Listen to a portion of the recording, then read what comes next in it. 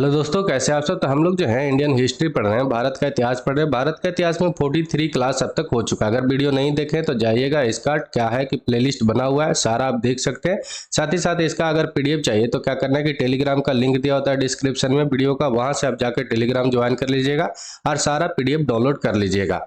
ठीक है। अगर वीडियो अच्छा लगे तो लाइक करिएगा, कमेंट करिएगा, शेयर करके सब्सक्राइब करके बेल आइकन दबा दीजिएगा ताकि आपके पास नोटिफिकेशन टाइम टू टाइम पहुंचता रहे। आज हम लोग क्या करेंगे कि अकबर को जो साम्राज्य का विस्तार हुआ था, प्रारंभिक जो अपना साम्राज्य का विस्तार किया था, वो हम लोग देखेंगे। ठीक है। मालवा से लेके यहाँ पर आप देखिएगा जरा मैप में, तो ये जो आगरा, तो उसका क्या हो जाता है कि राजधानी बना लिया था।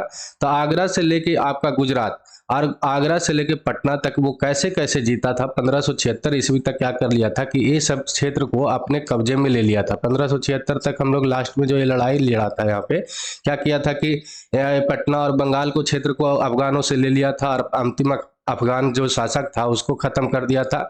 राजपूत लोग को मतलब कि उसके पहले हराया यहाँ पे राजस्थान में, उसके पहले गुजरात के क्षेत्र को अपने कब्जा में ले लिया था। और इसके पहले वाले क्लास में हम लोग जब देखे थे कि अफगान ये सब वाले क्षेत्र को भी क्या कर लिया था कि अपने मतलब कब्जे में ले लिया था। तो जो भी ये सब डार्क वाला जो क्षेत्र दिख रहा है ना, पर्पल कलर वाला, वो क्या किया था कि अकबर जोड़ा था। और ये वाला जो थोड़ा धीर मतलब कि कम डार्क वाला दिख रहा है, उसको कौन जोड़ा था? तो औरंगजेब जोड़ा था। ये वाला क्षेत्र कभी भी मुगल के मतलब कि हाथ में नहीं आया था, ये बात आपको ध्यान में रखना है। तो अकबर को बहुत बड़ा सम्राट बोला जाता है, क्योंकि देख रहे हैं कि आपको कितना बड़ा साम्राज्य का विस्तार किया था। इस कारण से इसको, और इसका जो नीति था ना, बहुत क्या होता था कि दोनों को लेकर चलता था, हिंदू और मुस्लिम को लेकर चलता था, इसलिए इसका नीति भी बहुत ज्यादा अच्छा था और इसका साम्राज्य का भी बहुत ज्यादा विस्तार हुआ था इसी कारण से। तो हम लोग जब देखते हैं कि इसका जो साम्राज्य का विस्तार हुआ था, सबसे पहले पूछ लेता है कभी कभी कि किस ईस्वी से लेके किस ईस्वी तक चला था। तो 1560 ईस्वी से लेके 1576 ईस्वी तक लगभग लगभग चला था। ये बात आपको ध्यान में रखना है। अकबर ने उत्तरी भारत को आगरा से गुजरात तक और आगरा से बंगाल तक अभी जो बताएं वो सीमा को क्या कर लिया था कि वो सब क्षेत्र को जीत लिया था और अपने उत्तर पश्चिम सीमा को मजबूत किया और बाद में दक्कन वो चला गया। ये बात आपको ध्यान में रखना है। ठीक है। ग्वालियर, मालवा और गोंडवाना का पर विजय जो प्राप्त किया था वो अभी हम लोग को देखना है। तो ये क्षेत्र अभी कहाँ पे पड़ता था? ये वाले क्षेत्र के बारे में अभी हम लोग पढ़ रहे हैं, ये बात आपको ध्यान में रखना। तो ये वाले क्षेत्र को कैसे जीता था वो अभी हम लोग देखते हैं। तो मालवा की ओर बढ़ने से पहले पहला अभियान जो भेजा था, कहाँ पे भेजा था? तो आपको याद रखना कि ये ग्वालियर पर भेजा था। लगभग लगभग 1559 से 1560 ईस्वी पर भेजा था।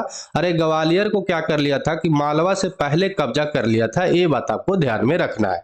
बाद में क्या हुआ कि अकबर के जो पालक माँ, मतलब जो अकबर को पालने वाली जो माँ थी, उसका बेटा था कौन? अदम खान।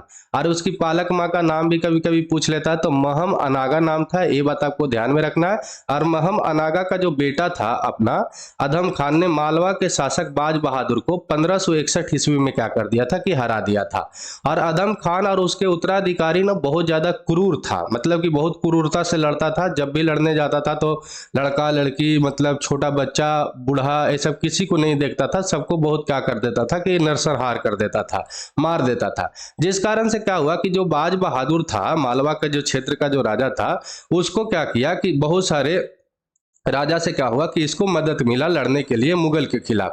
लेकिन मुगल बहुत ज्यादा मजबूत था और मुगल मजबूत होने के कारण क्या हो गया कि वो भाग गया था।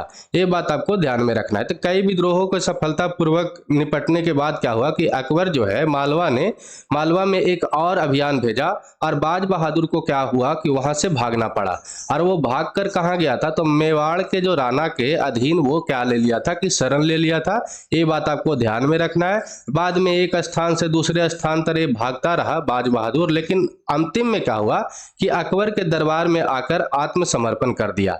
ये बात आपको ध्यान में रखना है। और मनसबदार के रूप में क्या हुआ था कि नियुक्त कर दिया गया था अकबर के द्वारा। और इस प्रकार क्या हुआ कि मालवा जो है मुगल के शासन के अधीन आ गया। ये बात आपको ध्यान में रखना है। ठीक है। चलिए आगे जब हम लोग देखते हैं तो गोंडवाना वाले क्षेत्र को देखते हैं। जो नर्मदा जो है ना नदी, ये वाला आप देखिएगा, ये वाला क्षेत्र जो है, इस वाले क्षेत्र के अभी हम लोग करीब पढ़ रहे हैं। ठीक है, क्योंकि मैप में भी देखते रहिएगा थोड़ा थोड़ा। तो जो गोंडवाना जो है साम्राज्य है, जो नर्मदा घाटिया वर्तमान में अभी कहाँ पे पड़ रहा है? तो ये जो है मध्य प्रदेश के उत्तरी भाग में शामिल है। ये बात आपको ध्यान में रखना है। ठीक है, क्योंकि ये पूछ ले कि गढ़ गढ़कटगा जो गोंडवाना में अभी पड़ता है, किस क्षेत्र में पड़ता है, ऐसा भी क्वेश्चन बन सकता है। तो आपको याद रखना है कि मध्य प्रदेश में।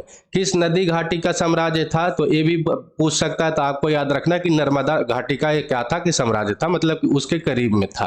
ठीक, गोंडवाना साम्राज्य के बारे में अब हम लोग जब देखते हैं तो क्या है कि इस राज्य में मतलब गोंडवाना वाले क्षेत्र में क्या था कि गोंड और कई राजपूत रियासतें इसमें शामिल था। और इस पर जो था महोबा पर जो है चंदेल राजकुमारी और संग्राम शाह के पुत्र दलपत शाह की विधवा दुर्गावती का क्या था कि इस पर शासन था। ये बात आपको ध्यान में रखना है। दुर्गावती जो है बहुत क्या किया था कि मतलब कि सुंदर थी, बहुत ज्यादा सुंदर होने के कारण और साथ ही साथ इसके पास संपत्ति बहुत ज्यादा होने के कारण माना जाता है, कहानियों से पढ़ा गया है कि सुंदर होने के कारण और इसके पास संपत्ति ज्यादा होने के कारण इलाहाबाद के क्या था कि जो मुगल गवर्नर था आसफ खान, उसमें क्या आ गया कि कटप्पा आ गया और वो क्या किया कि जो है गोंडवाना के क्षेत्र पर क्या कर दिया था कि इसी कारण से अटैक कर दिया था। अटैक तो किया, अटैक कब किया तो आपको याद रखना कि 1564 ईस्वी में वो गोंडवाना के क्षेत्र में असफ खान क्या किया कि आक्रमण किया, लेकिन दुर्गावती बहादुरी से लड़ी लेकिन हार गई थी। हारने के बाद वो क्या की कि खुद को चाकू मार ली थी। ये बात आपको ध्यान में रखना। और इस तरह से क्या हुआ कि गोंडवाना पर आसफ खान मतलब मुगल के कंट्रोल में आ गया। ये बात आपको ध्यान में रखना। तो मुगल की तरफ से कौन लड़ा था, तो आसफ खान लड़ा था, और गोंडवाना की तरफ से कौन लड़ी थी, तो दुर्गावती लड़ी थी। ये भी बात आपको ध्यान में रखना है। दुर्गावती लड़ी लेकिन क्या हुई कि 1564 ईस्वी में हार गई, और हारने के बाद वो क्या की तो चाकू मार ली थी। कभी कभी सुंदरता भी जो होता है ना एक लड़ाई का घर हो जाता है। तो यहीं पर क्या हुआ कि सुंदरता और संपत्ति के कारण पर लड़ाई हुआ था। लड़ाई के कारण क्या हुआ, ये जो है अपना मतलब राज्यपाट भी हार गई और खुद का भी जान गंवा दी। ठीक है, बाद में अकबर ने मालवा के राज को घेरने के लिए 10 किले लेने के बाद संग्राम शाह के छोटे बेटे चंद्र शाह और गढ़ कटवा जो अभी गोंडवाना वाले क्षेत्र का नाम है, जो ठीक है पहले मतलब जो नाम था अभी गोंडवाना उसको जो हम लोग कहते हैं, राज में बहाल कर दिया। ये बात आपको ध्यान में रखना, मतलब कि उस वाले क्षेत्र को लेने के बाद चंद्र शाह को क्या कर दिया कि वहां का राज बहाल कर दिया, मतलब साम्राज्य मतलब राजा बहाल कर दिया। ये बात आपको ध्यान में रखना है। ठीक है, चलिए आगे हम लोग देखते हैं राजस्थान का विजय। ये बहुत ज्यादा इंपॉर्टेंट हो जाता है और यहाँ से हमेशा सवाल बनते रहता है। और ये जो है अकबर का क्या है कि एक तरह से दिखाता है कि कैसे कैसे ये मतलब विस्तार किया था साम्राज्य का। ये भी इसका नीति यहाँ से अच्छा नीति जो है पढ़ने का चीज है। आप देख सकते हैं कि अपना साम्राज्य को विस्तार करने के लिए एक कितना कितना चीज किया था। ठीक है, तो अकबर राजपूत राज्यों के महत्व को अच्छी तरह से परिचित था। ये जानता था कि जो राजपूत लोग हैं बहुत ज्यादा क्या होता है लड़ाकू होता है, और अपने स्वाभिमान के लिए एक किसी को मार सकता है और किसी को लिए भी ये अपना जान दे सकता है। तो इतना ये अच्छा आदमी होता था राजपूत। तो इसलिए क्या किया कि वहां से अपना जो है संबंध जोड़ने के लिए चाहा, और वो क्या चाहता था कि जो राजपूत लोग है अपना मतलब मुगल का सहयोगी बन जाए, ये सोचता था। और इस कारण जब तक ये सहयोगी नहीं बनेगा तब तक क्या होगा कि भारत में मतलब कि मुगल साम्राज्य का विस्तार नहीं होगा, अकबर का ये मानना था। तो अकबर जो था राजपूत नीति जो है अकबर का, अगर राजपूत नीति भी पढ़िएगा तो बहुत ज्यादा उल्लेखनीय है। ये क्या किया कि सबसे पहले ये सबसे संबंध बना लिया। संबंध का मतलब कि ये शादी कर लिया था। शादी किससे किया था, तो आपको याद रखना है कि उन्होंने आमेर के राजा जो था अकबर जो था, आमेर के राजा जो भारमल था उसकी बेटी जो थी जोधाबाई, उससे क्या कर लिया कि शादी कर लिया। अब शादी करने से क्या हो जाता है कि शादी का जो संबंध होता है अब ना तो ज्यादा अटैक मुगल कर पाएगा और ना ही वो सब कर पाएगा, एक तरह से संबंध बन जाता है। और इस कारण से भी मुगल के सपोर्ट में आ गया था ये सब राजपूत लोग। और आगे देखिएगा तक क्या है कि उन्होंने क्या किया था, राजपूतों को मुगल सेवाओं में भी शामिल किया। जो अकबर था मुगल सेवाओं में भी शामिल किया, और कई कई जगह पे तो बड़ा बड़ा पद जैसे कि गवर्नर जनरल भी पद पर दिया था। कौन मुगल लोग, ऐसा नहीं देखा था कि ये जो हिंदू है तो इसको ये सब नहीं पद देंगे, तो ये सब नहीं किया। बड़े बड़े पद पर भी क्या किया कि उसको क्या किया राजपूत लोग को नियुक्त किया। ये बात आपको ध्यान में रखना है। राजा भारमल के जो पुत्र था भगवंत दास, उसको लाहौर का संयुक्त गवर्नर नियुक्त किया गया था, और मान सिंह को जो है बिहार और बंगाल का क्या किया गया था, तो गवर्नर नियुक्त किया गया था। ये बात आपको ध्यान में रखना है। तो यहाँ से आप देख सकते हैं कि जो मुस्लिम मतलब मुगल तो जो था मुगल जो था मुस्लिम था, लेकिन यहाँ पर जहां जहां पर देख रहे हैं कि हिंदू जो है क्या हुआ था कि गवर्नर नियुक्त हुआ था। तो इसका जो नीति था बहुत ज्यादा अच्छा होने के कारण ये सब के क्षेत्र को क्या कर लिया था कि जीत लिया था। ये बात आपको ध्यान में रखना है।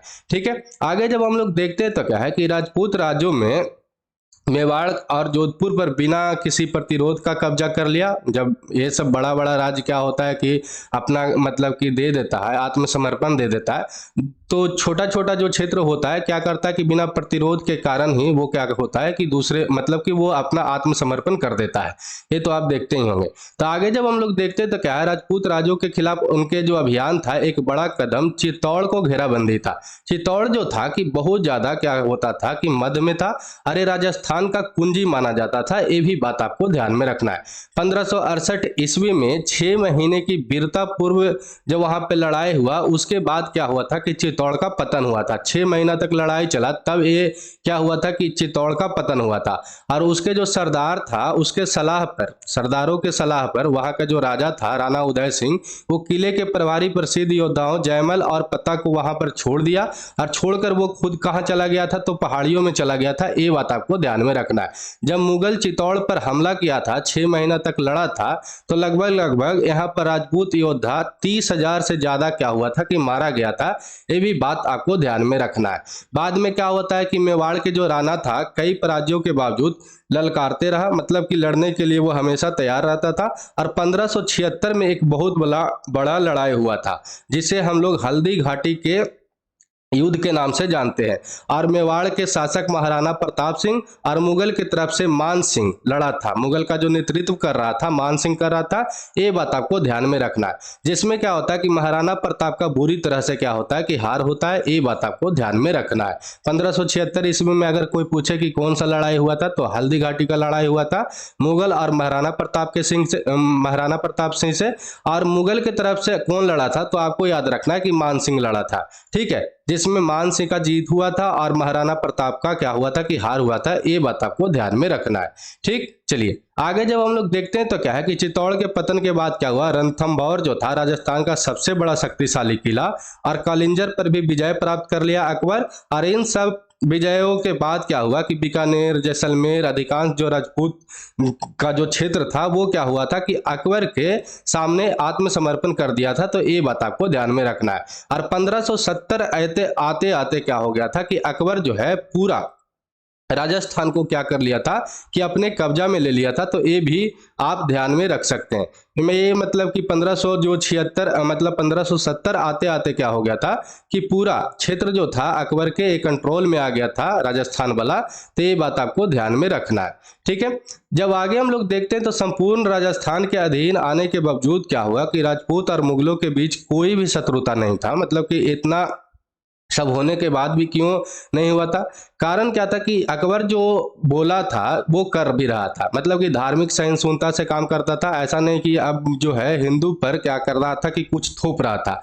ये और भी ज्यादा जो क्या किया कि जो पहले वाला खराब खराब जो नीति था वो सबको खत्म किया था। जैसे कि जजिया को खत्म कर दिया था, युद्ध बंदियों को जबरन जो धर्म परिवर्तन करवाया जाता था उसको खत्म कर दिया, तीर्थ यात्रा जो कर लगता था उसको खत्म कर दिया। तो अकबर के और राजपूत नीति बहुत ज्यादा व्यापक धार्मिक सहिष्णुता से संयुक्त था। और उन्होंने क्या किया, अकबर क्या किया कि तीर्थ यात्रा कर को खत्म किया। और जब लड़ाई होता था तो बहुत सारा क्या होता था कि सेना जो होता था, जो सेना जीता, मान लिया जाए कि अकबर जीता है, तो अकबर के अंदर बहुत सारा सेना जो लड़ाई किया था जिस राजा का, वो वाला आ जाता था। तो वो वहां पे हिंदू रहता था, तो क्या किया जाता था पहले कि उसको जबरन मुस्लिम में परिवर्तन किया जाता था। लेकिन अकबर जो था, अकबर क्या किया कि इस प्रथा को क्या किया कि समाप्त कर दिया। फिर 1564 ईस्वी में क्या हुआ कि जजिया कर लगता था। जजिया कर किस पे लगता था, तो हिंदुओं पर लगता था। ये बात आपको ध्यान में रखना है। तो इसको भी एक खत्म कर दिया था। तो ये भी बात आपको ध्यान में रखना है कि 1564 ईस्वी में अकबर ने जजिया कर भी खत्म किया था, और धार्मिक कर भी, और युद्ध बंदियों को जो जबरन धर्म परिवर्तन करवाया जाता था, ये सब कौन खत्म किया था, तो अकबर ही किया था। ये बात आपको ध्यान में रखना है यहां से। ठीक है, बाद में जब हम लोग देखते हैं तो क्या है कि अकबर जो है, अकबर की राजपूत नीति जो था मुगल साम्राज्य के साथ राजपूतों के लिए भी क्या था कि फायदेमंद साबित हुआ। और गठबंधन ने मुगल साम्राज्य को भारत में बहुत सारे बहादुर योद्धा भी दिया। अब ऐसा संबंध बना था, हम लोग जानते हैं कि जो राजपूत लोग थे वो बहुत ज्यादा क्या था कि लड़ाकू थे और बहादुर भी योद्धा होते थे। इस तरह से क्या हो गया कि मान सिंह जैसे, ये सब जैसे क्या हो गया कि इसको बहादुर योद्धा भी मिल गया। तो ये बात आपको ध्यान में रखना है। राजपूत की दृढ़ निष्ठा, साम्राज्य और सुदृढ़ीकरण और विस्तार में मुगलों को क्या किया कि भागीदारी निभाया। मतलब जो मुगल साम्राज्य देखते हैं, अकबर वाला जो क्षेत्र आप देखते होंगे, तो ये वाला जो क्षेत्र है ये सबको विस्तार करने में राजपूत लोग को क्या है कि बहुत बड़ा योगदान है। जैसे कि पटना वाले क्षेत्र को भी देख रहे हैं कि मान सिंह, ठीक है, अभी जो है मेवाड़ के भी राजा को मान सिंह ये सब हराया। तो ये सब जो है राजा मतलब कि राजपूतों का क्या है कि बहुत ज्यादा इसमें भागीदारी है अकबर के साम्राज्य के विस्तार में। ये बात आपको याद रखना है हमेशा, ठीक है। चलिए आगे हम लोग देखते हैं गुजरात, बिहार और बंगाल का विजय कैसे प्राप्त किया था वो हम लोग देख लेते हैं। तो बहादुर शाह की जो मृत्यु के बाद क्या हो गया था कि गुजरात जो है असमंजस की स्थिति में आ गया था। बहादुर शाह एक राजा था, बहुत अच्छा राजा था और यहाँ पर एक शक्तिशाली राजा भी माना जाता था। तो जब इसका मृत्यु हो गया तो क्या हो गया कि गुजरात का जो क्षेत्र था असमंजस की स्थिति में आ गया। और आने के कारण क्या हो गया कि मुगल शासन के खिलाफ विद्रोह करने वाले मिर्जा जो पहले विद्रोह करता था मुगल के खिलाफ, वो क्या किया था कि बहादुर शाह के जैसे ही मृत्यु हुआ तो गुजरात में शरण लिया था। अकबर नहीं चाहता था कि गुजरात जो है एक समृद्ध प्रांत है उस पर मिर्जाओं का क्या हो जाए कि मतलब कि कब्जा हो जाए, इसका प्रतिद्वंदी रहे। ये बात आपको ध्यान में रखना है, क्योंकि मिर्जा जो था ये क्या करता था कि मुगल के हमेशा खिलाफ रहता था। तो अकबर को कोई भी नहीं चाहेगा कि मेरा खिलाफ वाला आदमी एक समृद्ध प्रांत में जाके बैठ जाए। ये बात आपको ध्यान में रखना है। तो 1572 ईस्वी में क्या हुआ कि अकबर ने अजमेर के रास्ते अहमदाबाद की ओर बढ़ा और गुजरात के शासक मुजफ्फर शाह को बिना किसी प्रतिरोध को क्या किया कि हरा दिया। ये बात आपको ध्यान में रखना है। और अकबर ने गुजरात के रास्ते को मतलब कि गुजरात के जीतने के बाद क्या हुआ कि फतेहपुर सीकरी में क्या हुआ था कि ये बुलंद दरवाजा बनाया था। तो ये बात आपको ध्यान में रखना है। तो ये हमेशा सवाल बनते रहता है कि बुलंद जो दरवाजा बनाया था अकबर, किसके जीत के बाद ये बनाया था। तो आपको याद रखना कि गुजरात के जीतने के बाद ये जश्न मनाने के लिए फतेहपुर सीकरी में बुलंद दरवाजा का निर्माण करवाया था। ये बात आपको ध्यान में रखना है। इसके बाद क्या हुआ कि अकबर ने अपना ध्यान मिर्जाओं की ओर लगाया, जिसको ब्रोच, बड़ौदा और सूरत पर क्या था कि कब्जा था मिर्जा लोग का, उस पर ध्यान लगाया। और थोड़े ही समय में क्या हुआ कि अधिकांश क्षेत्र जो था मुगल के नियंत्रण में आ गया था गुजरात वाला। तो ये भी बात आपको ध्यान में रखना है, ठीक है। ये वाले जो क्षेत्र था ये सब गुजरात वाला क्षेत्र, ये सब थोड़े ही समय में क्या हो गया था कि इसके कब्जे में आ गया था। तो ये वाला आपको याद रखना है यहाँ से, ठीक है। बाद में जब हम लोग देखते हैं तो क्या है कि अकबर ने गुजरात को एक प्रांत में संगठित किया, मतलब सब जीत कर क्या किया कि एक जगह पर किया। और इसे जीतने के बाद क्या हुआ था कि मिर्जा अजीज कोका के अधीन कर दिया था अकबर। ये बात आपको ध्यान में रखना है। और ये फिर क्या हुआ था कि राजधानी लौट आया था। हालांकि 6 महीने के भीतर पूरे गुजरात में विद्रोह फिर से भड़क गया था। और एक खबर सुनकर फिर से अकबर तुरंत आगरा से क्या होता है कि वहां पे जाता है, केवल 10 दिन में अहमदाबाद पहुंचता है। और अहमदाबाद पहुंचने के बाद वहां के जो शत्रु है सबको परास्त कर देता है, मतलब कि दबा देता है। लगभग ये जो बात है 1573 ईस्वी के बात है। और बाद में जो है बंगाल की ओर अपना ध्यान लगा देता है, मतलब कि 1573 ईस्वी तक क्या करता है कि पूरा जो है गुजरात के क्षेत्र को अपने कब्जा में ले लेता है अकबर। और फिर से कहां पर मतलब कि अपना ध्यान लगाता है तो बंगाल की ओर लगाता है। ये बात आपको ध्यान में रखना है, ठीक है। जब आगे हम लोग देखते हैं तो बंगाल और बिहार पर अफगानों का क्या था कि यहाँ पर कब्जा था। ये बात आपको बहुत पहले से हम लोग देख रहे हैं, ठीक है। हुमायूं के समय से ही देख रहे हैं कि बंगाल के और बिहार के क्षेत्र में अफगानों का कब्जा था। और साथ ही साथ क्या किया था कि अफगान लोग उड़ीसा पर भी कब्जा कर लिया था। और उड़ीसा के जो राजा था उसको भी अफगान लोग क्या कर दिया था कि मार दिया था। ये भी बात आपको ध्यान में रखना है। अफगानों के बीच आंतरिक लड़ाई था और लड़ाई होने के कारण नए शासक जो था अफगान के तरफ से बिहार बंगाल के क्षेत्र में दाऊद खान, उसके द्वारा स्वतंत्रता की घोषणा ने अकबर के बहाना दे दिया कि वो मतलब कि ये जो था दाऊद खान जो था क्या कर रहा था कि अपने आप को स्वतंत्र घोषित कर दिया था। और इस कारण से क्या हुआ कि अकबर को भी एक बहाना मिल गया लड़ने के लिए। और अकबर ने पहले जो अपना कब्जा जो किया था वो कहाँ पे किया था, जो बिहार की अभी राजधानी है पटना, उस पर कब्जा किया था। और कब्जा करके मुलायम खान को क्या कर दिया था कि ये दे दिया था, वहां के मतलब प्रभारी बना के छोड़ दिया था। और छोड़कर क्या हुआ था कि ये आगरा लौट आया था। मुगल सेना ने बाद में उसके जब हम लोग देखते हैं तो क्या हुआ कि मुगल सेना ने बंगाल पर क्या किया कि बाद में आक्रमण किया। और आक्रमण जब किया तो उधर से जो बंगाल की तरफ से जो लड़ रहा था वहां से लड़ रहा था दाऊद खान। वो शांति के लिए क्या किया कि मुकदमा करने के लिए मजबूर होना पड़ा, किसको, तो दाऊद खान को। बल्कि एक शांति के लिए तो ये किया, मतलब थोड़ा दिन के लिए शांत रहा, लेकिन जल्द ही क्या कर दिया था कि ये फिर से विद्रोह कर दिया था दाऊद खान। ये भी बात आपको ध्यान में रखना। और बिहार में उसके बाद क्या होता है कि कड़ी लड़ाई होता है। और 1576 ईस्वी में 1576 ईस्वी में क्या होता है कि दाऊद खान पराजित हो जाता है, और पराजित होते के साथ ही इसको दाऊद खान को भी मार देता है। और दाऊद खान इस तरह से अंतिम अफगान साम्राज्य जो था, ये भी बात आपको याद रखना है, भारत से क्या हो जाता है कि खत्म हो जाता है। ये बात आपको ध्यान में रखना। और इससे पहले, इससे क्या होता है कि अकबर साम्राज्य का जो पहला चरण था, इसका विस्तार का भी क्या हो जाता है कि अंत हो जाता है। तो आज के लिए इतना ही, ठीक है। वीडियो अच्छा लगा हो तो क्या करिएगा कि लाइक करिएगा, कमेंट करके, शेयर करके, सब्सक्राइब करके बेल आइकन दबा दीजिएगा। और आगे का जो भी टॉपिक बचा हुआ है, इसको हम लोग जल्दी से जल्दी क्या कर लेंगे कि खत्म कर लेंगे। तो चलिए ठीक है, जय हिंद, जय भारत।